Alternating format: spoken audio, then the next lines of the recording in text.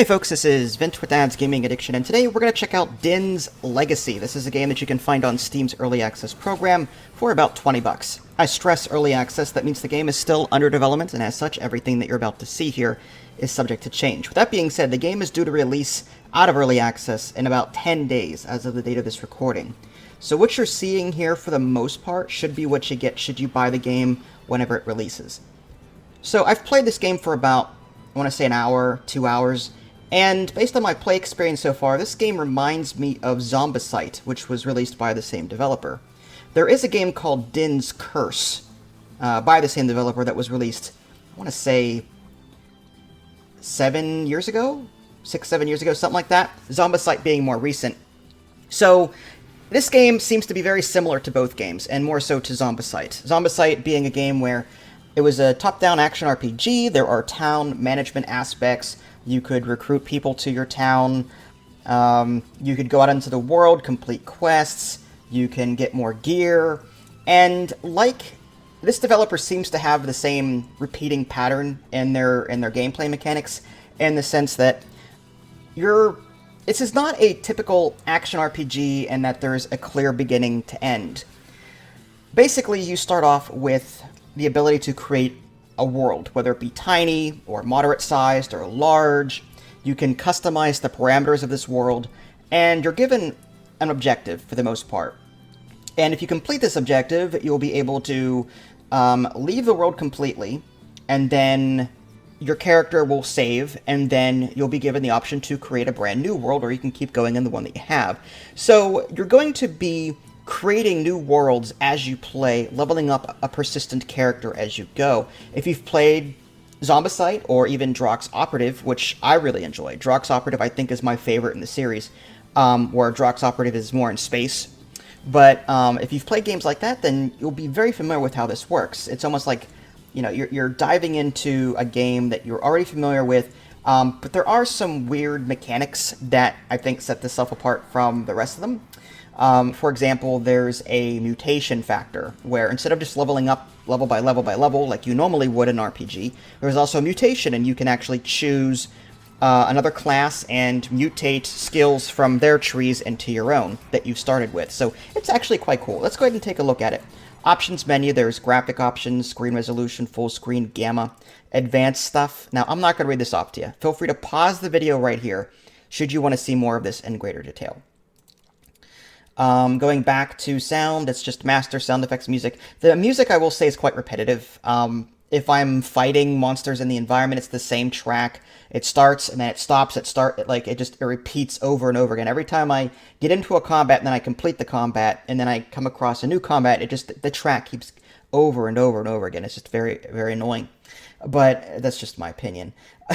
UI options, as you can see, there's a lot of toggles here, typical to Drox Operative, Zombicide, and the like. So come here if you want to customize your playstyle. Again, pause the video if you want to see this in greater detail. There's also a loot filter, which I like: common, uncommon, rare.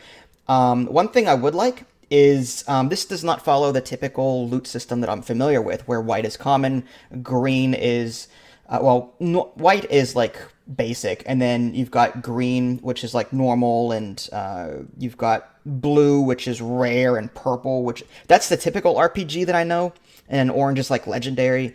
This game is a little different than that, so I wish there were like colors here so I could see, you know, which ones match, you know, what descriptors match the color, just so I know. It would be nice.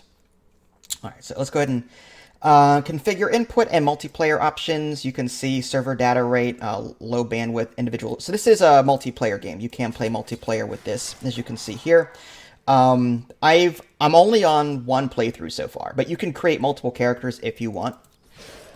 Let's go ahead and jump into it.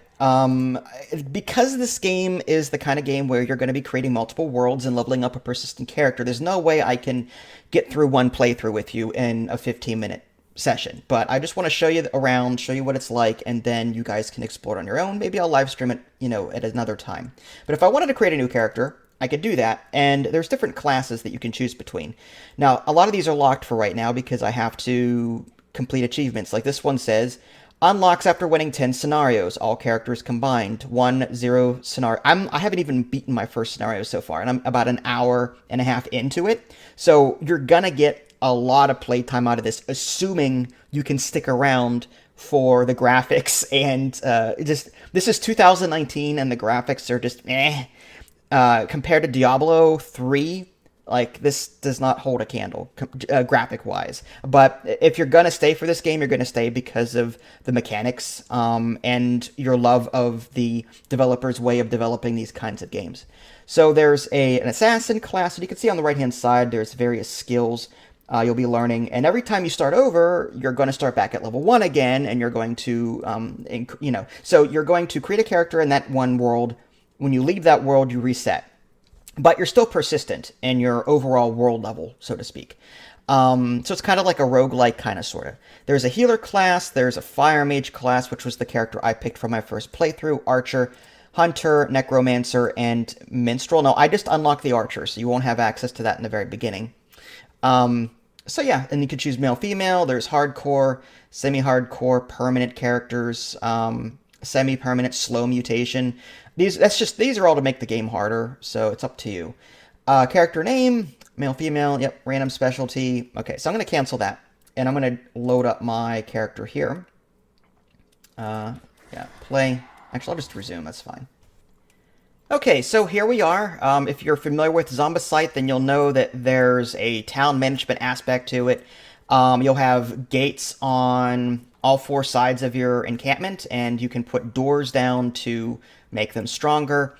They'll break over time should you get attacked. There's an invasion mechanic in this game where other factions or just whatever will attack you, and you'll have to defend it. Luckily, you can recruit people to your town. They'll defend it. You can also find doors in the environment. Like, for example, I've got this superior light door in my inventory. I'll go ahead and click and put that over here. And as you saw there, this gate is now back up. It was empty now. Now you actually see a gate there. You've also got these pedestals. You'll be finding relics in the environment. You'll be able to put them down here for just passive bonuses, which is kind of cool. Again, it's similar to Zombicide that way. There is a crafting station, so you'll be able to just get materials that you can use to repair your items with. So if I hit repair all, there we go. You'll use armor scraps, grindstones, oils to do various things and to repair your armor and the like. Now, there's a button that says Armory First, and if you don't want to, you can either give items that you find in the environment to your friendly NPCs, or you can salvage them. If you click on this Armory First, that means that the town will automatically try to give that item to somebody before you salvage it. If no one wants it, then you'll salvage it. And that's what I have. By default, this is off, and I recommend that you keep it on. I'm going to go ahead and identify all. Oh, don't have enough. Okay, I guess I'm going to have to do this manually. You can identify all, but I guess that costs gold. So let's just do that. Right click, right click, right click, right click. It's annoying, but... Now, as far as stats go, I mean, you're going to get a lot of loot in this game. Now, you could spend days looking at the stats. I mean, some of them have little plus symbols, but that doesn't necessarily mean it's better.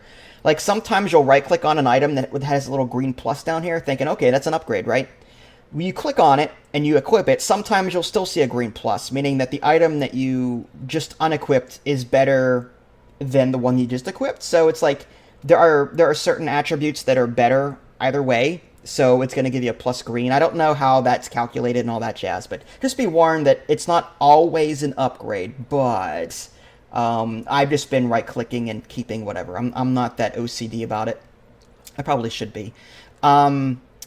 So these bags, you start off with this bag that holds backpack that stores 24 items. You'll be able to pick up these pouches to equip more. Again, if you play Drox Operative Zombicide. I'm going to be saying that a lot. I'm going to go ahead and equip that. That gives me more storage space there. So this is sort of like your equipment screen. You'll be able to equip equipment, obviously. So I just equipped something that replaced these ragged cloth sash of depleting, whatever. Alright, so as far as the rest of it goes, I'm just going to go ahead and donate that, or... Well, let's go ahead and use the armory, rather. What you could do, what I like to do, is you can talk to someone that increases their spirits. I don't know why you want to. I haven't figured that out yet. But you can hit display info and equipment, and I can open up show player bags here, and then I could just, spacebar is the default. So I just spam spacebar, and it just automatically, whatever they want, they'll keep. And that way I'm sure that there's nothing that, I'm dismantling that I may want to give to someone. So now that I've done that, I'm going to click on this left click to enter salvage mode, and that my cursor turns into a hammer. I'll be able to just do all that and just get rid of. Do I want to keep this health potion? I might want to. Alright, so let's close that out. And I'll put this up here. Actually, let's just put these up here. Nice and out of the way, like. I picked up this blemished topaz. Apparently you can equip it on socketed stuff, but I don't think I've ever come across socketed equipment yet. Okay, so there's a health stone. This is the lifeblood of your town, and this is something that wasn't explained to me, and I kind of just figured out on my own. Whenever you destroy an enemy's health stone, that's it, they're dead. You'll come across camps. I hit M. You'll come across camps in the environment, like there's this over here. They murdered everyone. Like, if we take a look at my diplomacy screen, down here there's a number of buttons. Character relations, inventory, quests, journal, bestiary, map screen, endgame menu, skills. If I click on relations, you'll see that the vultures, the Mystic Brotherhood, the plague, and the fate were all eliminated by eternal darkness. So I'm like, this guy is just a jerk. So I went and attacked him and eliminated him. It was rough, but I managed to do it. But you can interact with these other factions. You can complete quests for them. You can trade. You do get money in this game. Instead of dismantling or giving to someone, you can trade and get rid of your equipment and get money for it. Your money is down here. I've got 1 silver piece so far. There's a lot to get through, so bear with me as I jump around. But the character screen, again, if you've played Zombicide or Drox Operative, there's multiple things here: strength, dexterity, vitality, intelligence, spirit. I'm going to go ahead and just throw points. Since I'm a fire mage, I want to throw points into vitality, intelligence, and spirit. You can export this: history, combat stats, other stats. Mutate is probably the biggest difference in this game, where you'll be able to... Now, I'm a fire mage, right? But I can either mutate from a specialty or mutate from an existing character. If you mutate from an existing character, it'll bring up another character that you may have created, and you'll be able to... Basically, it's a random draw of one of their talents, or I think it's 1. It may be more than that. Like, it might be 1 or 2. But, so if I were to choose mutate from specialty, and if I were to choose the archer, and I hit OK, I would spend a mutation point to possibly get one of their skills that are here in their talent tree. So it's a random draw as far as I can tell. I don't know the math behind it, or if it's a sure thing, but I did the healer class a couple of times, and I did the necromancer class a couple of times. So from the necromancer, I was hoping to get blight because I like AoE damage. That's something I loved in Zombicide, was doing this massive AoE all the time. But I was trying to get that, but I ended up getting other things like corpse explosion, and I have the ability now to raise skeletons and ghosts. So it seems like a random draw. It doesn't start from the top and you mutate your way down. It just seems to grab a random one from the tree, and then it gives it to your tree, and then you can add points to it to do it. So there's a blending. The mutation system allows you to blend multiple classes. You'll choose one. I started as the fire mage, and I have all of these skills. But once I'm mutated, I now have some healer abilities. I now have some necromancer abilities, and that's actually kind of cool. I like that. All right, so let's close that out. Inventory screen. Don't need that right now. Quests. There's a lot of quests, but I have one in particular that I need to complete. Upper left-hand corner, there's, if I hover over that, it says Kill Reek Menace the Speedster. This is the win quest for this area. To lose, I have to protect my main NPC. If I lose any of my NPCs, the War Master Steward or the Apothecary, if all of these NPCs in town die, you will lose this area. So there's a win and lose condition. I don't have to do all of the quests. I don't have to go down here, complete whatever this is. These little stars are rumored locations of... There's Quirk the Zealot wandering around here. I guess he's a quest of some sort. Reekman's the Speedster. I'm closing in on him here, so he's somewhere in this area. The area names have little green asterisks. That means there's a quest in the area that you've accepted. It doesn't tell you exactly where the quest is. You kind of have to try and just look around and try and figure out where it is. But I technically don't have to, like, this is all this stuff up here I haven't explored yet. I just need to kill this guy down here to win this scenario. But as you can see, this is a tiny map. Whenever you create your world, again, you'll be able to choose tiny, moderate. You'll be able to choose some difficulty settings. Make the game easier or harder. If you choose easier settings, you'll get less XP for your character. But yeah, it's really cool. Again, Drox Operative, Zombicide, so on, so on, so on. There's Bestiary, map, screen, in-game. Now, I've talked a lot. Here's the skills. We'll touch on this briefly, and then we'll play. But under basics, this is something that your character has by default, and I can throw my points into this. Now, there is some graphical glitches I've noticed in this game. Even though the game is coming out in 10 days, I hope the developers fix it beforehand. It's just some things don't graphically work very well on my machine. For example, this points left down here. I don't know if you can see it, but it says LE. The F is kind of warped, and then there's a T. There's also some other screens where character heads are missing. If I'm looking at like an inventory screen or something like that, you know, it's just... no, that's not it. Yeah, it was a screen where I saw a picture of a character and their head was missing. There's also some graphical glitches on the ground sometimes. Little squares will pop up in the like black squares popping up on the ground because I guess something wasn't rendered correctly. Let's go ahead and turn in this quest. Kill Zur the Healer completed. Destroy the evil altar complete. Alright, so I'm going to solve that and solve that. On the very bottom of the screen, your skills are on your toolbar here, and then you've got mutation, progress, and experience. The mutation progress, that's a separate XP. When that fills up, you'll get a mutation point. Whenever you fill up the experience, you get more skill points. But yeah, back to the skills menu, there's basic stuff. Mutations, these are light mutations. These are things that you just get passively, have no control over. When you level up your mutation, you'll just randomly get special abilities that you can apply. I can throw a point into this to take it. This is magical shield, absorbs all damage to the max damage. I kind of like that. I think can I take that? Yeah, I'll just put that here maybe. I don't have this skill though. All right, so maybe I can't. Don't have this skill. So maybe I have to acquire. Okay, so this is a bonus, I guess. This magic shield to enhances the following skill, Blood Sacrifice. So I'd have to take Blood Sacrifice, which is part of the Necromancer tree, to actually make use of it. I have this here, Blood Sacrifice, so I could put a point into this. Actually, it's 3 points. The little green number is how many points you'd have to spend. This says a big boost to your damage for a short time, but also drains your health while active. I don't like that. As a fire mage, I'm quite squishy to begin with. So that mutation that I got kind of stinks, but it is what it is. But yeah, this healer ability I got from mutating my healer.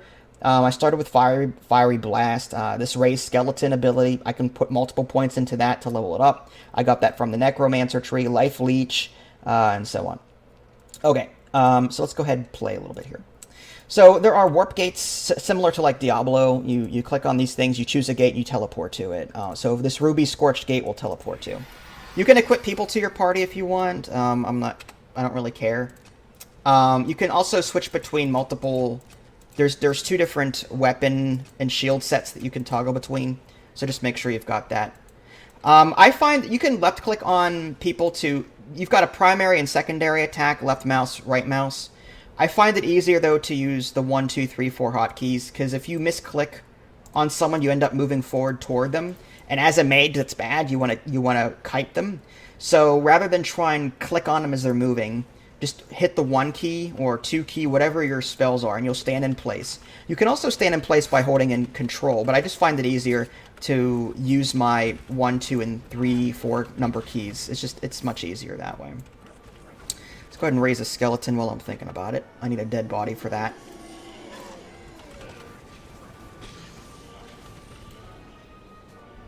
There's music in the background. I have it turned down though because again it repeats itself multiple times. It's rather annoying. One thing I will warn you about, my first experience in this wasn't all that great. I spawned into my world for the very first time, an hour and a half ago. And there were a bunch of these barrels and armor stands and all these other things in my camp. So I just started interacting with them. Well, here, apparently these things can explode, and I mean they do in Zombicide, but I wasn't expecting bad things to happen from these pickups in my base right in the beginning of the game. So I ended up just trying to blow up a barrel to loot it, and I ended up starting a fire that spread through my camp, and like 4 of my NPCs almost died. So it's like, I'm like, really? This is to start out, I'm already like losing people or possibly almost dead? It was ridiculous. You get taunted from time to time, so I ignore that.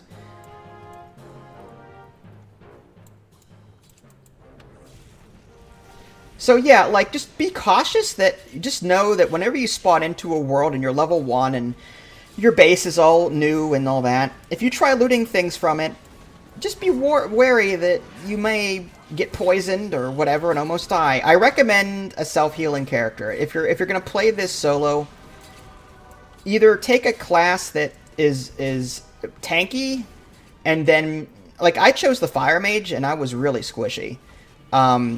But I mutated into the healer right away, and I got the lesser heal right away.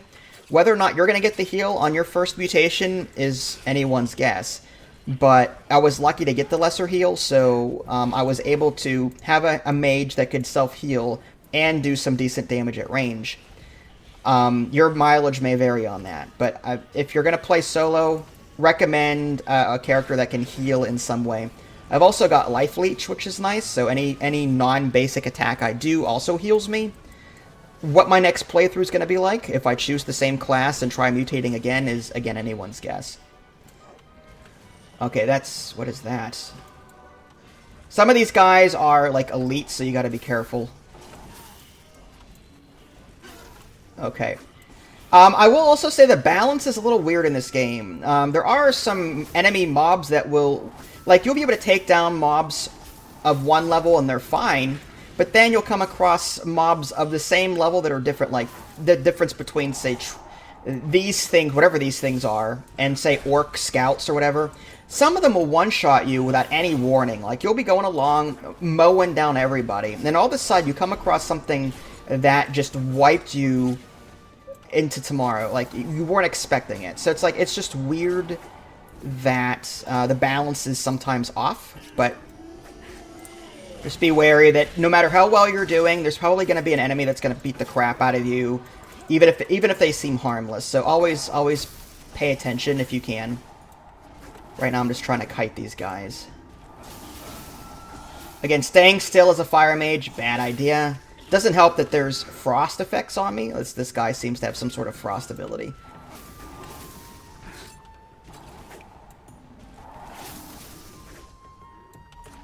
Come on, skeleton, do your thing. I've also got potions that I can enable. I've got plenty of potions. I might do that now, actually. You've also got, like, a score. You got a multiplier, damage multiplier. You can't see it right now because it's not active. But as you kill things in the environment, there'll be a multiplier right on the bottom left, right next to your health. Your health is on the bottom left in the red statue, and your mana is on the bottom right in the blue statue. Right next to your red statue, there's going to be, like, a multiplier that'll pop up from time to time. And it'll just increase, benefits as you continue killing things.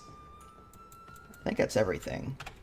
Alright, Alt, by the way, activates, like, you can toggle things off or on, like so. Alright, so I killed Vaz. That was close, though. Sturdy door.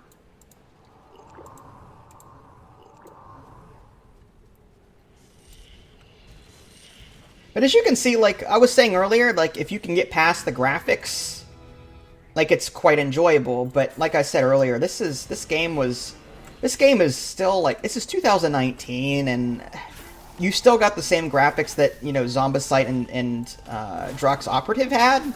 So, I don't know. I think this could have been a little bit better, honestly. But then again, if you're in it, it depends on what you're in this game for. If you're in it for the looks of it, then you're going to be disappointed. But if you're in it for the slog of creating new worlds like you would in Drox Operative and other games like it of the same developer, if you're in it for that, then there's plenty of content here. It's just very repetitive, very, very sloggy. I personally don't mind it, but it would have been cool to have a more, I don't know, solid, more put together. Oh, okay, here's Readme answer. Okay, let's. Oh, he's not too bad. So as long as I just keep kiting him like this, I'll be fine.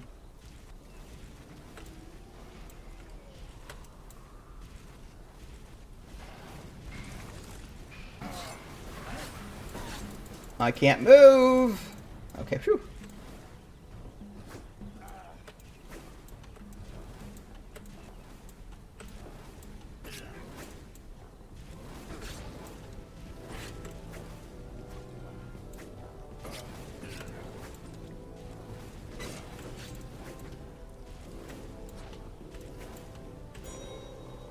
Quest completed. I'll take the axe.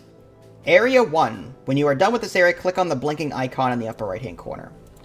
You also get a reward chest, as typical from the developer. Again, if you've played games from this developer, you get chests and rewards and stuff like that.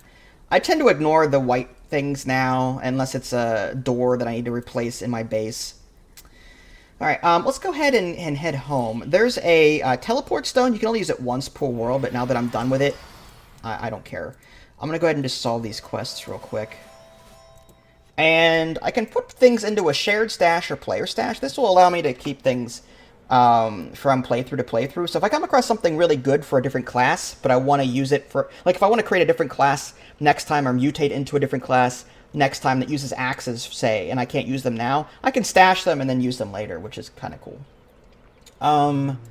Let's just... I don't think there's anything I'd want to stash at this point, honestly. I may want to stash bags, just to have them. I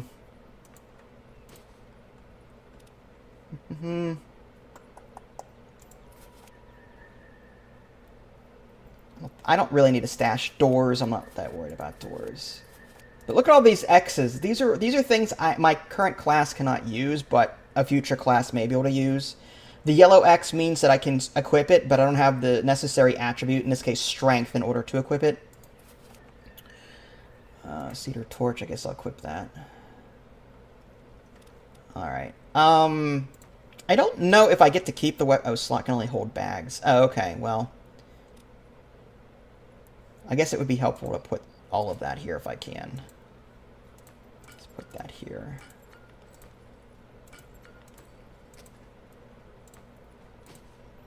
Alright, so I've got 4 bags here. I guess I'll equip that later. But yeah, I've got 4 bags here. I can also, I think, put stuff in here, maybe? Oh, nice. Okay. So, what... So, this main 8-slot thing holds bags, and then the bags can hold stuff. So, I guess the question is, what do I want to take with me? I don't know if I get to keep this stuff or not. I'll chance it and just say I will. But if I'll lesson learned if I don't. I'm going to go ahead and throw my potions in here just to have them. I'm going to go ahead and throw these boots in here. They're an upgrade. There's some fresh fruit. Fresh fruit increases vitality and healing for 5 minutes. It's just a buff. And everything else, it's quality food? Okay, that's different food. Gotta organize. I suppose that's it. I don't think there's anything... I guess it's blemished. In case I find a socketed piece of equipment later, I guess I'll take that. I'll go ahead and take the door, just as a replacement door in case that gets broken. Roast quail, I'll take that as well. And everything else, again, I don't really care. So, alright, let's go ahead and close that out. We'll go ahead and win this scenario. Leave. Okay, so my biggest accomplishment, kill Reekmance the Speedster, the Mutant Lord. Most impressive kill, Zur the Healer. 8 quests solved. Okay, so now I can create a new area or load a different area. If I go to create a new area, this is where this is in between every scenario, this is where you go. You can set your pacing, very slow, slow, normal, fast-paced, very fast. Very slow reduces the amount of XP you get. It makes it easier for you. You can also choose the character level here. So basically, your character level, my character level is between 6 and 8 here. But if I wanted an easier experience, I can put it on 2 or 0 so that the enemies will be really easy to beat. And I highly recommend that you do this until you actually get a couple of scenarios in. And then, just because you'll be more established once you get up here. And things might be easier on the normal setting, but when you're first starting out, fighting hard monsters with nothing to have is kind of difficult.